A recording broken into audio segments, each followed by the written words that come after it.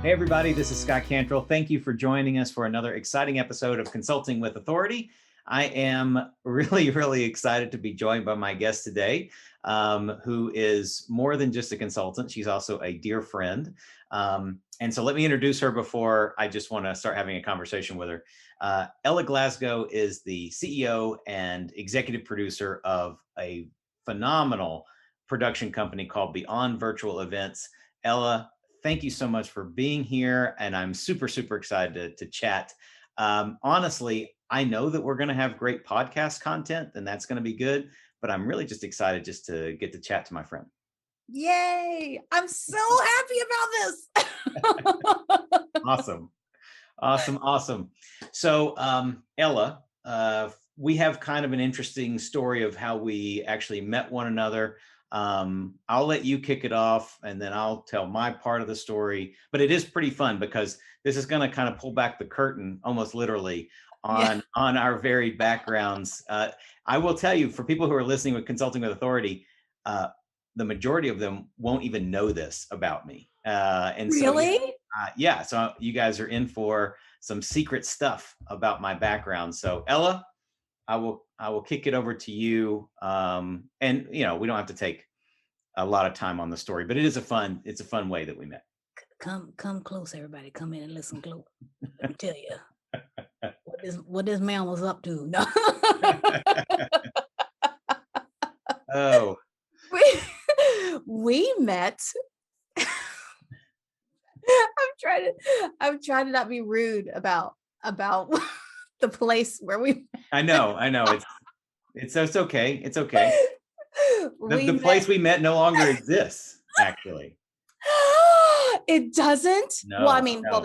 well, yeah, they weren't going to survive. Well, no, that's true. But no, literally, it doesn't exist. I'll fill you in on that in a second. Oh my gosh. Okay, so we met on for those of you that are listening and not watching, we met on a cruise ship in air quotes. It was mostly a cruise ship. It was mostly a cruise ship. And that could be, so we could leave it at that. We could and just let people make up their own stories. We were not paying passengers on the ship, though. What? Wrinkle in the story. So many things. No, we weren't stowaways either. We weren't stowaways. We weren't doing lewd things. No. We were working. That just digs more of a hole. We should have planned this story out a little bit better. I'm realizing. I thought we would just jump on this podcast and be like, we'll tell the story how we met. It'll be really fun. Now, this is a tricky one. Maybe. Okay. It's because, I'll get serious. Okay. We were both working on a quote unquote cruise ship that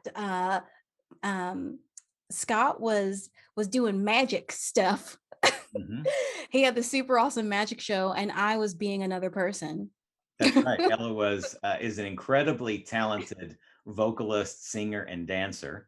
And her impersonations of, let's see, you did Tina. Yeah. Who all did you do in that show? Who did I have in that show? I think Tina's the one that's the most distinct. And I had some other women who I was doing. I think I had some Whitney in there. Yep. Trying to remember that show because they literally asked me to change it every single week. Wow. So like, what don't you add or write or do? because I'm here equipped to do. Anyway, that's another podcast. It is another podcast. We could pull in all of our other entertainer friends from back in the day and do instead of Life on the Road, it's like Life on the Waves or something. I don't know. Oh my God. Yes. Life on the Waves. We met great people. Oh, no, we did. The crew was great. The staff was great. The other entertainers were a ton of fun. So Ella and I were amazing. Yes, absolutely. and a good bartender on a ship is necessary, especially if you're an entertainer. So we were entertainers on this cruise ship, and it was a cruise line that had one ship in it. We were both kind of just doing our summer gigs, and we both happened to be on the ship at the same time for a couple of weeks, a week. I don't even remember now. Longer than I needed to be there. Yeah. And so I was doing magic and juggling and comedy, which for those of you who don't know, that was my career. That's my background for a bunch of years prior to becoming a marketing consultant and professional speaker, which I've now done for over 20 years. But and I still in my professional speaking talks and so forth, I'll still do some magic and juggling on occasion when the time is right. Ella will still sing and entertain folks, of course. I will. Um, but we met on that ship, and there was just this immediate friendship and chemistry that came out of that. We both sort of thought about life in a lot of similar ways, and we both had big ambitions and dreams. And that was probably 7, 8, 9 years ago now. Yeah. And here we are on this podcast, coming kind of full circle. And you have your own production company, and I've got my own marketing firm and consulting firm. And so when I was thinking about consulting with authority, I talked to Ella even before the podcast existed, and she said she'd love to come on. And so now I'm finally able to have her on, because there's so much she can talk about in terms of consulting with authority with her production firm. And we'll get into that. But some of you are asking yourself the question. He said that the cruise ship doesn't exist anymore. Yeah. So the ship was decommissioned, and it was blown up, and it sank to the bottom of the ocean. So to ensure no one ever has to see the monstrosity of it all ever again. That is correct. Yeah, that ship is no longer in existence. So Oh, the multicolored disco dance floor, gone. it looks great on video though. You know It what? does look good on video, but it is hard to perform on when you're juggling and the ship is swaying. And you're wearing 4-inch heels. Oh, that too. Glass floor. Yeah. So that's how we met. We've been friends ever since. And I'm so excited that you were able to come on. And I want to talk about your production company. So give me the 411 on how this started. And one of the questions I always ask my guests is, how did you get the firm off the ground, and what is your business development strategy? What is your growth strategy looking like now that the firm is its own thing and it is going well? Kind of tell us a startup story and what your business development looks like now. Yeah. So how it started, I like to call it my Shark Tank story, my Shark Tank moment, because it happened out of a need. Yeah. And when all of the craziness went down last year and they shut down the country, Yep. A couple of weeks before it all shut down, I was seeing the writing on the wall. And the writing on the wall was the fact that my son, who was going to be turning 5 at that time, was not going to have his birthday party. Because in March, they were talking about, schools closing and and kids doing drive-by parties. And I was like, that is dumb.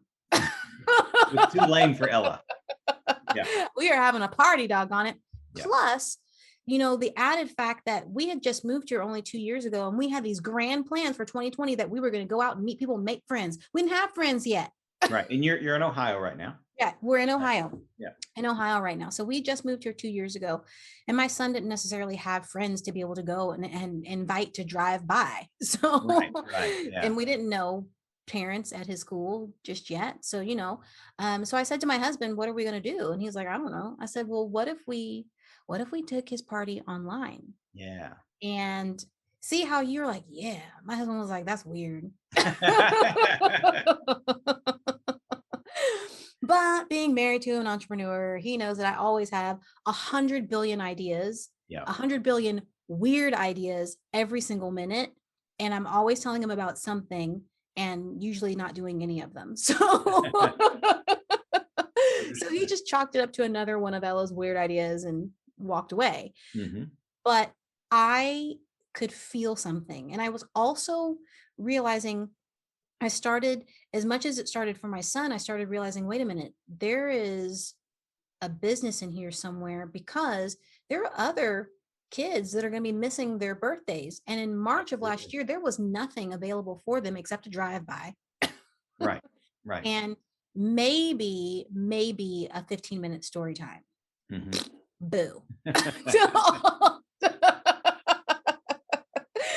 So I thought, what if I put something together that also helped not just the kids have a great time, but also helped parents to be able to have a great time too. Because I was also thinking about a birthday party that I'd been to that my son had gotten invited to. And the parents were sitting around. It was at a gymnastic place. And I was so excited to go. I mean, I've got my gym clothes together. I was like, yeah, we're going to be jumping. We're going to be rolling. We're going to be swinging. It's going to be so much fun. And we got there. They didn't have nothing for the parents to do. Yeah. And I was like, this is boring as heckity heck. I do not. Is this what you do? Is this what happens at birthday parties? I cannot have this. So that's what I was thinking about. And the minute that they shut his school down, I'd already talked to the teachers because nobody had responded to us yet because they were waiting to find out, Right. Is this really going to happen? So I said, am I going to be able to communicate with parents if you shut the school down? And they were like, yeah, what are you thinking? I was like, I'll let you know what my master plans are of world domination when it happens. So the minute that they did it, I had a website up in a weekend. Yeah, that's awesome. It's still up right now. Although I haven't done birthday parties in a while, but you could still go there. If you book it, maybe I'll do one for you. So it's onlinebirthdayparties.com. Yeah, did that in the weekend. And the very that week, Monday, I went to my networking group and said, last week, everyone, I was looking for gigs and coaching clients. Today, I'm selling online birthday parties. And they're like, yes, that is a genius. That is amazing. You can do this. So they were beyond stoked about what I was doing. And for that particular part of the business, I actually did Facebook ads.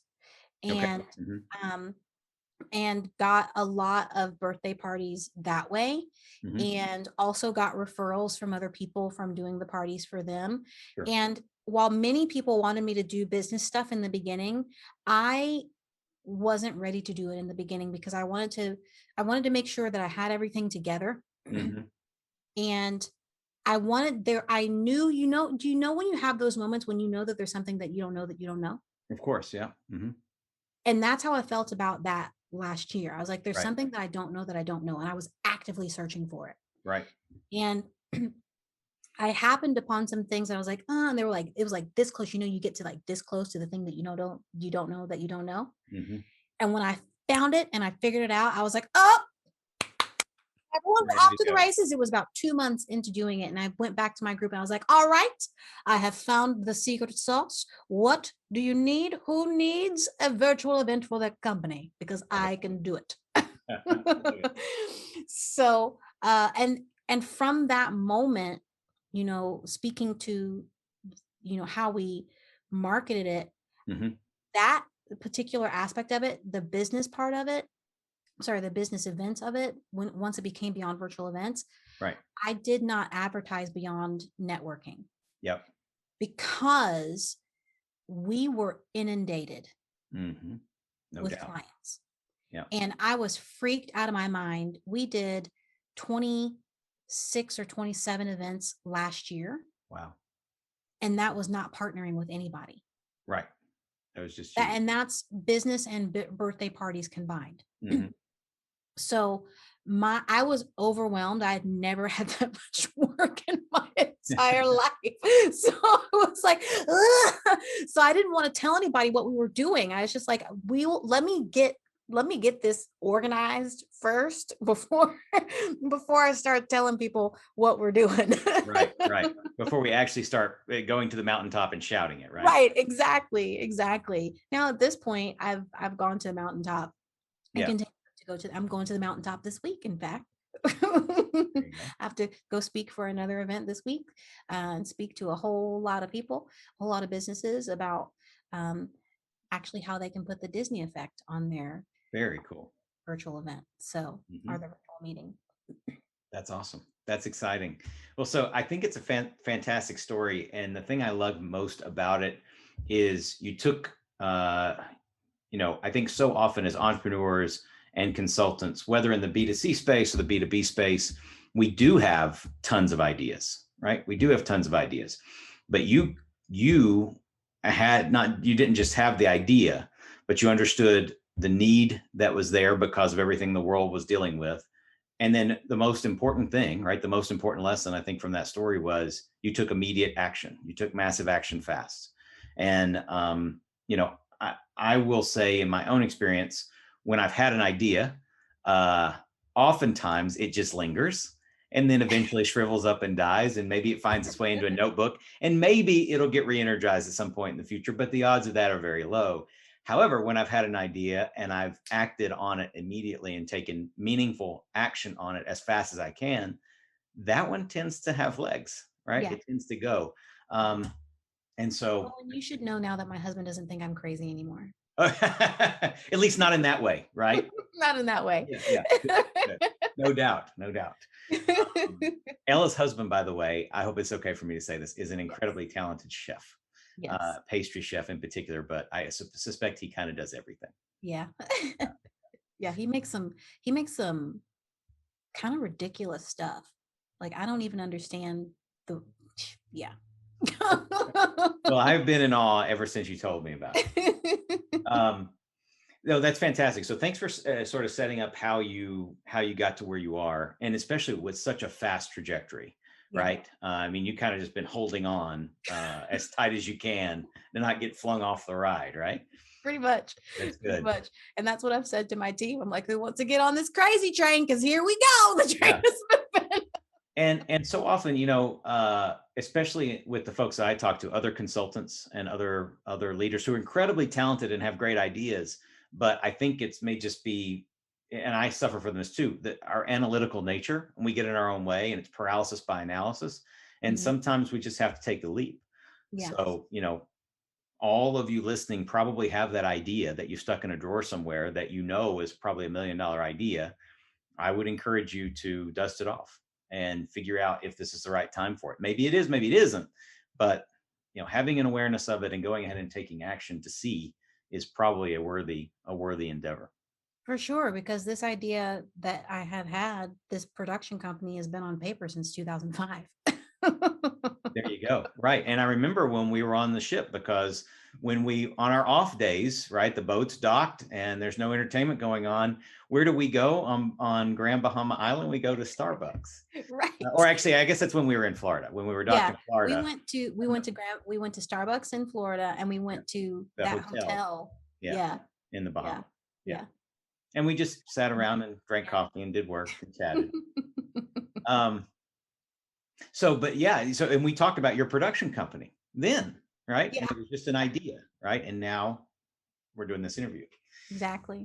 The second place I wanted to go was talk a little bit about, because I'm really fascinated by this, not just how you get clients, which you've talked about, and I can imagine that your company was basically inundated, especially when you do an event and everybody who's there sees the event. Like, how did you do this? Oh, let me introduce you to my friend Ella, right? So it's just going to be that growth is going to be so organic. But what is your process? What's your client engagement process when someone comes on and says, Ella, I'm interested in potentially partnering with you? What's sort of your general step by step? And the reason I go down this path with most of my guests, Ella, is everybody has their own unique spin on how to engage clients, but so often it's very, very similar. And so I've found if I can hear other consultants' ways of engaging with their clients, there's always some gold nugget I can take away and adapt or adopt for my own use. So yeah, walk us through that. So when people come to me in a couple of different ways, they've either come to me from social media, because at this point, like I said, I talk about it all the time. So I do videos every week, or try to do them every week. And so they've either seen that and they'll connect with me on social media to talk with me about what they're wanting to do with their event, or they'll come to me as a referral from a friend. And at that point, once I know that they want something, and I know that it's an event that they want, then my next thing is to give them my calendar. And I give them my calendar, and I have a specific calendar for events, and I have specific calendars for different things. That's just one of my pet peeves. I don't like when people send me their one. We're talking about booking a call like this, like an online calendar. Yeah. booking a call like this. Yeah. Yeah. So, so I send them to my client call calendar, and I have some very specific questions that I ask them before that call so that I can be abreast of what their needs are to a certain extent. Mhm. And it's not anything hard or long, um, but just kind of seeing where they are with it and gauging their real genuine interest with working with us. And um, once they've done that, the next thing that I do is actually send them homework. There you go. That's a little counterintuitive. Yeah. And I do it for two reasons. Telling my secrets. um, One reason is for myself so that I can understand even more about Sure. what it is that they're trying to do. But the second reason is to help them to understand that there's more to this than you just turning on a Zoom link. Wow. So, uh, because what I was thinking there was you're doing it obviously to gather intelligence that you want, right? Answers that you need and want. And then I was thinking, obviously, it's also a disqualifier, right? If they don't take time, if they're not interested enough to complete the homework, well, I got other people who are, right? So you can focus in. I hadn't thought about that last point that you made, which is eye-opening to me. So Yeah. yeah, keep going. I didn't mean to interrupt, but I just want to make that point. Well, it turns out that so I started doing this because my coach and I were talking about lead magnets, and I was like, I don't Right. know. I know. I don't have time to make a lead magnet. And then we started talking about this questionnaire. Yeah. And so it's called the Encore Audit. And that has to do with my method, the Encore method. Okay. And that audit really gives them insight into their event. So it's triple fold. It's also a takeaway for them Hmm. because now they're thinking about, I had a potential client say to me, she was like, wow, I hadn't even thought about these things that you You're asked asking about. Yeah. on leave from this audit. And it's making me think and realize that I don't have all the things together that I need to have together. Which is why they're talking to you, right? So they're selling themselves by educating themselves through this Exactly. questionnaire. Exactly. I'm working magic. You are. Yeah, and that's a great. I would not. I don't think I would. Maybe I would. I don't know. I don't think I would have thought of that adaptation for your business. I have an accelerated growth scorecard process that I use in much the same way, and the primary reason for it is for someone to go score themselves and see how well they're doing around the growth acceleration system. That's my main content, Yeah. and then they can see I'm doing well, I'm not doing well, etc. Of course, the other part of it is for them to be educated and say, "Oh, I'm doing okay in the contact phase, but in the cultivation phase, I'm very, very weak." But when I talk to Scott, we'll talk about that. So it does educate them in terms of giving them knowledge about where I could potentially bring value to them. Right. And I love the way you're adapting it for what the work you're doing on the production side. That's fantastic. Yeah. Yeah. I mean, I'll give you a little taste of it. There's a question Okay. on there that I have that I asked them, what is it that you want your audience to walk away with? Yeah. And the real issue that I see with a lot of virtual events is that, and I'm thinking about a past client who they assumed that because they had an event in person and they were pivoting it to virtual last year, that they didn't really need to tell anybody anything. They just, They you just came, people would show up. you know what it's about. Just come Yeah, I on, see. it's going to be virtual. So they were like, they told me, they said, nobody's really signing up for it. And I said, well, let me see your landing page. And their landing page was a typical Yeah. landing page with, like, remember the old landing page was like just this picture of like the beach.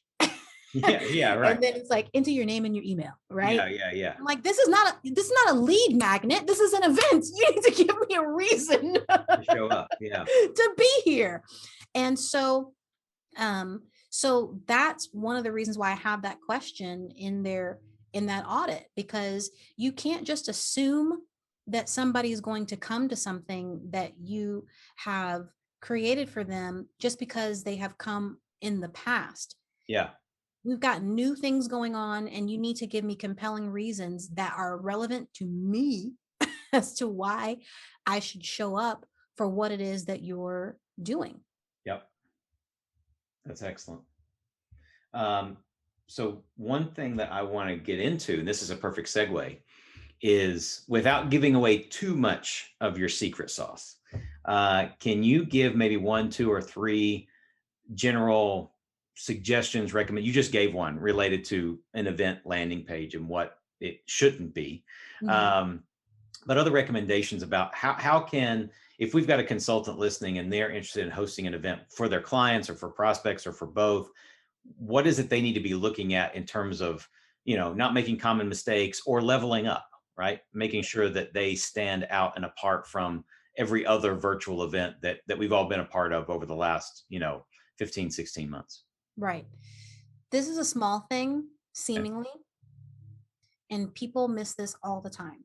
Hmm. Assuming because your audience is at home that they don't need a break. Okay. Gotcha.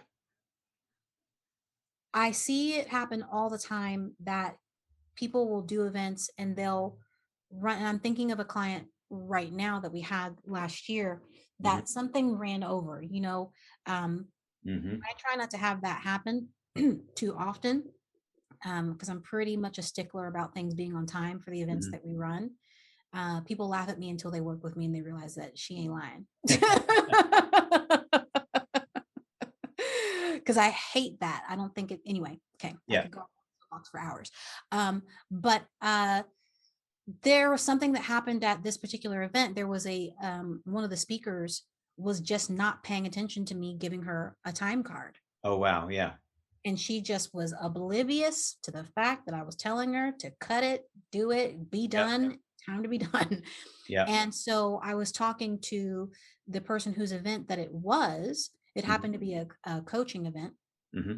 And uh, and she said she was frustrated, but she said, it's okay. We'll cut one of the breaks short. We'll just give them 5 minutes instead of 15. And I said, you will not. Yeah. You will not pass on the sins of this speaker onto your audience. You will not. We'll cut some things somewhere else, but a break will not be it. Yeah. Because you can't just assume, just because we're in the comfort of our own home, that we're going to um just be in some other mode where it's totally okay if I just sit here for 3 hours. Right. Right. Because it's not the case. In fact, sometimes it's harder. I've found being on virtual events, sometimes it's harder to maintain high level of focus when you're at home as opposed to in another environment. Right. Certainly Right. at an event, right? If you're in a hotel ballroom, you know, unless you leave the room, you're at least seeing and hearing. You may not be paying attention, but you're at least seeing and hearing. That's not necessarily true at home. So yeah. And that also has to do with how audience expectations are set up. Okay. So here's another. This is a great place to go. So yeah, talk Yeah. about this.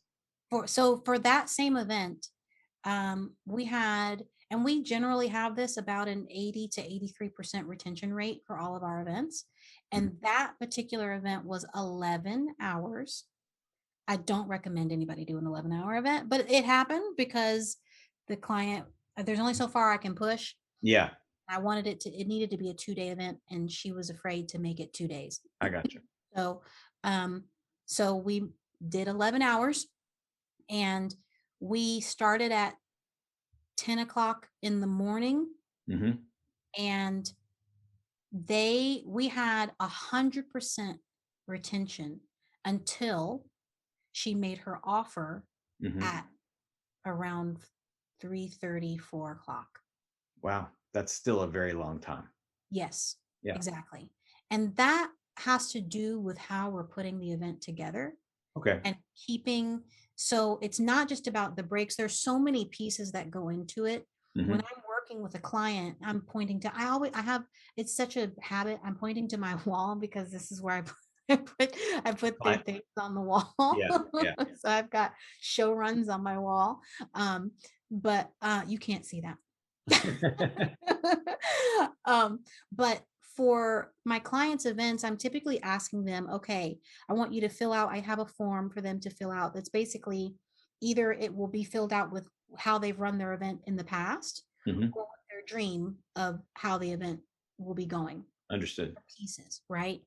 And from that, I help them formulate their plan as to how they're going to make that flow really Right. go.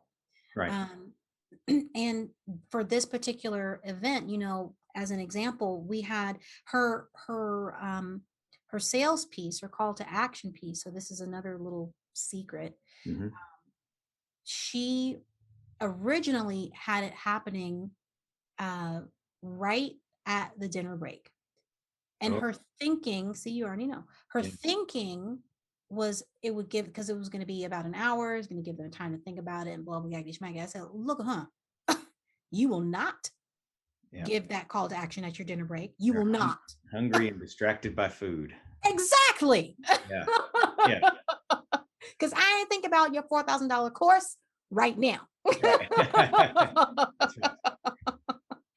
So you Yeah. have to be strategic in how you put those pieces together so that you can have an event that's successful. Mm-hmm. And breaks are a part of it. Putting the way you put the call to action is a part of it, where you put that in your event. It's all very important. Mm-hmm. And I think of everything like a ride. So, Okay. you can have it, it can be a fast ride or a slow ride. I tend to be more of a rocket roller coaster. And people, I'm thinking about one of the shows that I have that some friends of mine came to see it, and they were just like, when I first sat in the audience, I was like, she is just shooting out of where is she going to go from here? And then you just went here. So I have a tendency to be rocket roller coaster. Yes, yes. Energy and enthusiasm have never been a problem for you. So long No. as I've known you, which is great. But even with that, just like rocket roller coaster shoots off from 0 to 60, Yeah. there are still moments where it slows down, Yeah, that because it makes sense. can't stay Right. 60 for the entire ride. Right. And you Right. have to be able to understand, when you're putting an event together, where the ride needs to slow down, where it needs to pick back up again. And that's where someone like me comes into play, because I've been a part of shows, creating them and being a part of them for over 20 years. And having that knowledge at your fingertips, me as your consultant, means that I'm going to help you understand what makes a show flow, keep people sitting there. Yeah. And engaged. Yeah. And not be angry about their lives for hours. Because if we hadn't built that show correctly, I can bet you we would have had drop off from the minute that it started. Of course, yeah. Which is what most events, right? I mean, most quote unquote status quo events deal with is, you've got someone on, and 10 or 15 minutes later, the first wave of folks is gone. Yeah. Yeah, that's huge. That's huge. Yeah. Tell me a little bit about the work that you do from the standpoint of production. So obviously, it's not as simple as setting up a Zoom link and showing up, right? And so from a production standpoint, from an aesthetic standpoint, from a flow standpoint, do you recommend, or when someone works with you, are you playing the role, or is your team effectively playing the role of director, so to speak? And how does that work? Because I know when I've hosted events and when I've been a part of an event, the ones that have been most successful, especially when I've been the host, are the ones where I can truly just be a host and not have to worry about all the technical stuff or all the direction stuff or anything else. I can play the role that I'm meant to play and not try to also worry about everything behind the scenes. Exactly. So it really depends on the event that the client has asked us to produce, Mm-hmm. because we have a few different levels that we can work with our clients at. And at the premium level, that will involve my entire team. And at that point, once event day actually comes, I do generally act more as the host when I'm on camera. Sure. When I'm not on camera, I'm still directing. Of course you are. Yeah. To a certain extent, even there are times when I'm on camera, because my assistant, I have a new assistant now, but I've already warned her. Part of your job is to be able to make sure that you're watching me on screen, because sometimes the AV team has their head down doing whatever they need to do, and they don't see that they've left Ella On on the screen. stage Yeah. too long while someone else is talking. And that's your job to say, Ella's making those eyes. They tell me, so now I'm giving away a secret. So they're like, our favorite part, this is Yeah. what my team says, our favorite part of any event is when you talk through your smile. Because my microphone will be muted, but Yeah. they can hear me because Right. we're connected in my ears. You're So doing this they're like, ventriloquist act. yeah, because I'll be like, taking out the camera. All right, turn off my screen, please. For those of you who are just listening to the podcast, go to YouTube and watch that part of this episode, because it's pretty amazing. If this whole production thing doesn't work out, Vegas ventriloquist is in your future. It's pretty good. No, I can imagine. So your team, depending on how you're working with the client, your team is basically handling as much of that as the client needs or wants. Yeah. When it is and when I say as much as it needs, or as much as they want us to, it has more to do with what type of event they want. Right. Sure. So every event doesn't require bells and whistles. Understood. Right. Sometimes it's just a meeting with a few folks and we want it to make sure everything goes well. Right. Exactly. We don't need as much production around it. Exactly. Yeah. Exactly. And at that point, it's just my assistant and I. Yeah. And I am running all the things behind the scenes, because it's not requiring me to change graphics and put music and do all of these other other things that can happen in a fully produced event. And I tell people too that, that's also a testament to the fact that there's a foundation for events, because bells and whistles are great. And my husband's like, you need to just sell bells and whistles. Don't tell anybody. They all want the shiny object, right? Right. He said, but I tell people bells and whistles are great. And I'm completely upfront with people when they talk to me, and I'll be honest with them about what I think their event needs. And if I feel that the event doesn't need bells and whistles, I'm not going to sell you bells and whistles. I mean, if you twist my arm and you really want it, then yeah, we'll do it. But but if it doesn't need it, it's not the bells and whistles that make the event great. It is the foundation that we lay under it, because a sucky cake with bells and whistles and firecrackers on top is still a sucky cake. Yeah. That's true. That's true.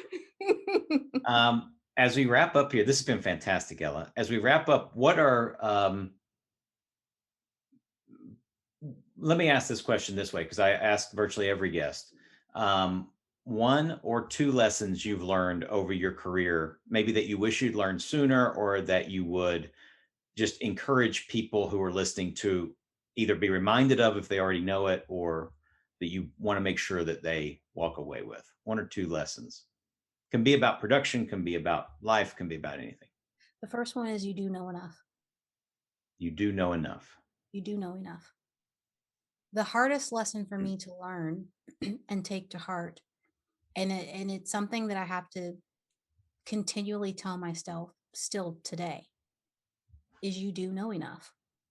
Because it's very easy for us as entrepreneurs to believe that we're not good enough at what it is that we do, and why would people pay us this money to do what we're talking about, because we don't know enough stuff. I got to go learn more things, and then when I learn more things, then I'll make the go at it. You know enough right now. Yep. I got to tell you, that imposter syndrome is very real. Yeah. All the way. And the second thing that I'm learning is something that we were talking about earlier, is I am successful right now. Right. I cry when I say it, because I haven't said that out loud yet. So, but to recognize, success comes in all shapes and sizes. And I told you my husband had asked me the question this past weekend: when are you finally going to believe that you are successful? And what a profound question that is for anybody who's running their own business or their consultancy, and always striving for the next best thing, which is great. But at the end of the day, if you're always, if you don't, I'm not sure exactly how to say it, but if you don't have that belief that you're already successful, then that's going to create this level of negativity or resentment, or it doesn't have to, but it could. It creates a feeling of doubt that Yes. causes you to hold back There when you you go. should be moving forward. Right. Because with success brings confidence that allows you to Exactly. take the next step. Exactly. Exactly. It causes not believing that you're successful, causes you to procrastinate beyond measure. Hmm. There are things that could have been done already that are on the table waiting for you. And I'm talking about clients that have already paid you to do something. Mm-hmm. But because you feel unsuccessful, it is seeping into even the parts of your life that are already, that literally you're already on the table. I'm not even talking about the stuff that Right. that we're hoping to get, maybe get. I'm talking about the stuff you already got. Yeah. Meanwhile, you're twiddling your thumbs because maybe you're not, well, maybe I'm not ready for it. Well, they already paid you money. So clearly you are. So knock it out. Yeah, you are successful. So knock it out. So yeah. No, that's great. Yeah. Those are two fantastic sentiments to leave the interview on. There is one more question I have for you, maybe the most important for our listeners, and that is, if someone wants to contact you, if they're interested in working with Beyond Virtual Events, where do they need to go? What do they need to do? How can they get in touch with Ella? Yeah, you can find me in a few different places. You Mm-hmm. can go to the website, which is beyondvirtualevents.com. You Great. can check us out there and click on my little Let's Talk button. You can also email me directly at ella@beyondvirtualevents.com. Excellent. You can connect with me on LinkedIn and send me a message. I'm Ella Glasgow on LinkedIn. You can connect with me on Facebook and send me a message. I'm Ella Glasgow Binion on Facebook. That's the one place that I have my husband's name. Gotcha. You had to give him one of them. I gave him somewhere. Yeah. Yeah. That's awesome. Anywhere else, or? And when they communicate to you, just let them know that, hey, I heard you on Consulting with Authority and wanted to. Exactly. Okay, cool. Exactly. And you'll see that in my questionnaire when you first reach out to me. There you go. Of course. I love it. And you and I, we haven't talked about this yet, Ella, but I am planning to do some events. So this will be for another conversation. I love the dancing. This will be for another conversation, but we definitely need to set that up because I would love to find out what that looks like. I also have clients who should be doing some stuff with events that we should chat about as well. I'll send you my calendar link. Oh, do it. Yeah, I already have it, but please send it again. I'll send it to you once more. Very good. This has been awesome. It's so great to reconnect. And thank you so much for carving out some time and sharing some fantastic gold nuggets and insights with our folks. And I'll look forward to being in touch. And I would just let everybody know, if you do have interest in hosting an event, and you probably should, being in the space that you're in, definitely reach out to Ella, do her homework and see where it leads, because she is a force of nature and an incredible talent, and honored to know you, and excited to work with you into the future, Ella. Thank you so much. Thank you for having me. Thank you, everybody. Bye. Thank you for listening. I hope you got a ton of value out of this episode. And before we go, I want to thank the sponsor of our show, Smart Solutions Media.